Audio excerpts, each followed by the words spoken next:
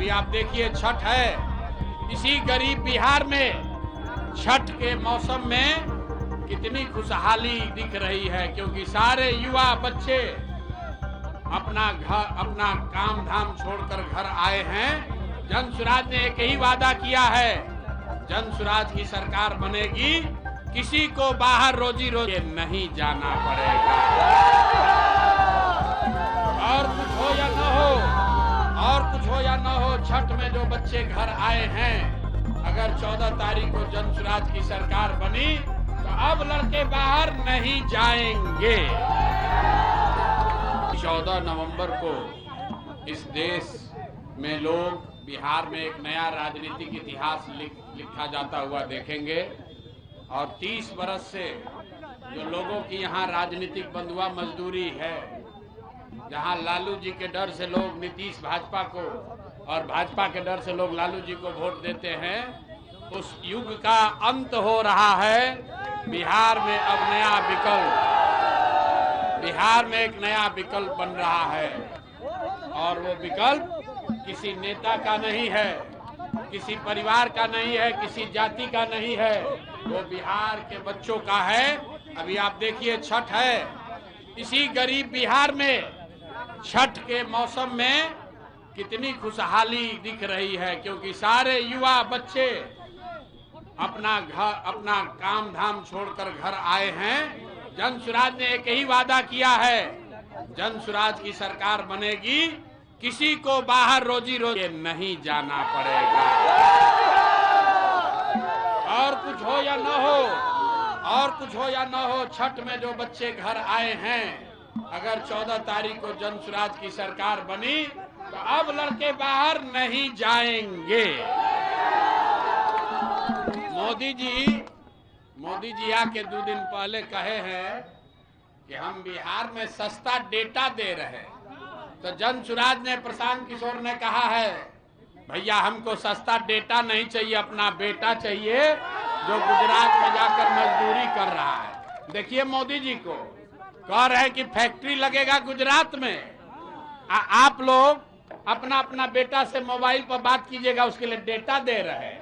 बारे भाई है वोट बिहार का, अब फैक्ट्री लगेगा गुजरात में। अब बिहार का आदमी अपना बाल बच्चा का चेहरा देखने के लिए इनका सस्ता डेटा लेके मोबाइल पर मुंह देख रहा है, तो बदलना चाहिए कि नहीं बदलना चाहिए?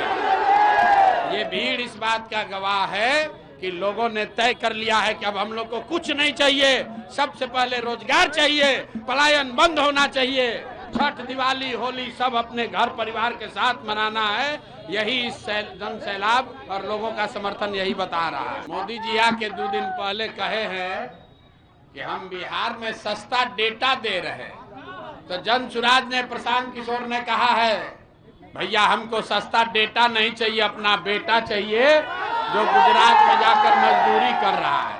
देखिए मोदी जी को कह रहे हैं कि फैक्ट्री लगेगा गुजरात में, आप लोग अपना बेटा से मोबाइल पर बात कीजिएगा, उसके लिए डेटा दे रहे हैं। बारे भाई है वोट बिहार का, अब फैक्ट्री लगेगा गुजरात में, तो राजद वाला वही है। ये लोग शेर बूढ़ा हो जाएगा तो दूध नहीं पिएगा, मांसाहार ही करेगा, तो ये अलग अलग लालच दिखा रहा है कि बिहार की जनता उसमें फंसे तो फिर अपना अपहरण रंगदारी वाला जंगल राज चालू करे। 14 नवंबर को इस देश में लोग बिहार में एक नया राजनीतिक इतिहास लिखा जाता हुआ देखेंगे। और 30 बरस से जो लोगों की यहाँ राजनीतिक बंधुआ मजदूरी है, जहाँ लालू जी के डर से लोग नीतीश भाजपा को और भाजपा के डर से लोग लालू जी को वोट देते हैं, उस युग का अंत हो रहा है। बिहार में अब नया विकल्प, बिहार में एक नया विकल्प बन रहा है, और वो विकल्प किसी नेता का नहीं है, किसी परिवार का नहीं है, किसी जाति का नहीं है, वो बिहार के बच्चों का है। अभी आप देखिए छठ है, इसी गरीब बिहार में छठ के मौसम में कितनी खुशहाली दिख रही है, क्योंकि सारे युवा बच्चे अपना काम धाम छोड़कर घर आए हैं। जन स्वराज ने एक ही वादा किया है, जन स्वराज की सरकार बनेगी, किसी को बाहर रोजी रोजी नहीं जाना पड़ेगा। और कुछ हो या न हो, और कुछ हो या न हो, छठ में जो बच्चे घर आए हैं, अगर 14 तारीख को जन सुराज की सरकार बनी तो अब लड़के बाहर नहीं जाएंगे।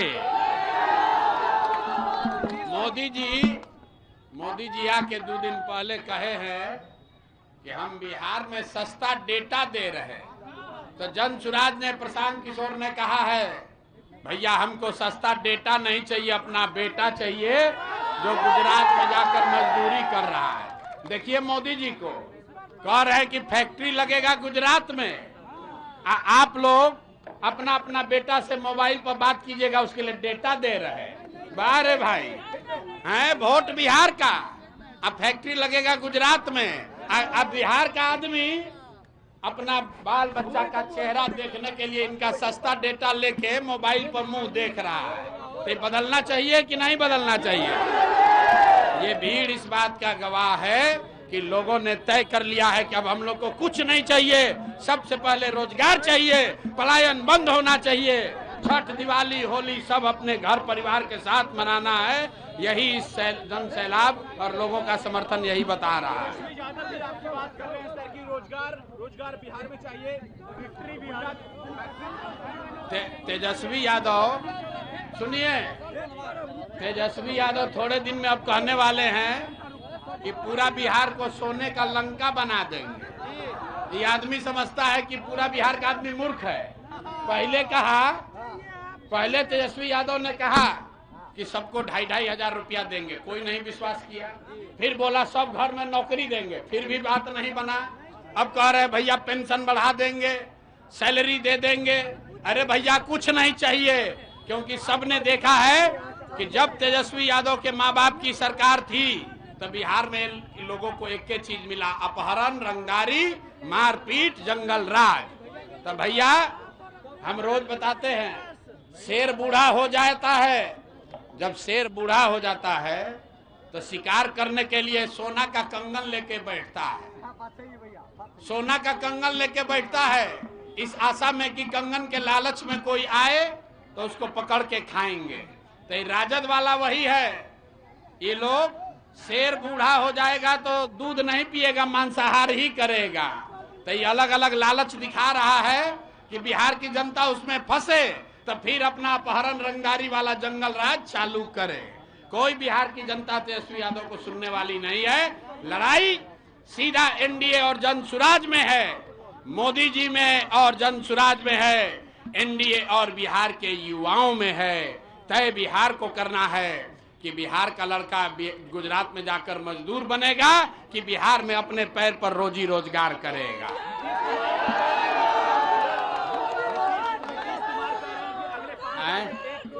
कौन? नीतीश कुमार। ए भाई, नीतीश कुमार पलटू चाचा पर किसी को भरोसा है? किसी को भरोसा है? पलटू चाचा 20 वर्ष में 1 लाख नौकरी नहीं दिए, अब कह रहे हैं कि हम 1 करोड़ नौकरी दे देंगे। हम तो ये कह रहे हैं यहाँ जनता के सामने कि बीजेपी में अगर दम है तो खाली घोषणा करे कि अगले 5 वर्ष भी नीतीश कुमार ही मुख्यमंत्री रहेंगे, बिना चुनावे के हम लोग जीत जाएंगे। कोई नहीं चाहता है नीतीश कुमार को। इनको ठिकाने नहीं है कि कहाँ खड़े हैं, क्या बोल रहे हैं। इनका शारीरिक मानसिक तौर पर बीमार हो गए हैं। अब इनको रिटायरमेंट का जरूरत है। अगर अपने रिटायर नहीं हुए तो 15 दिन में जनता रिटायर करके घरे बैठा देगी। चलिए।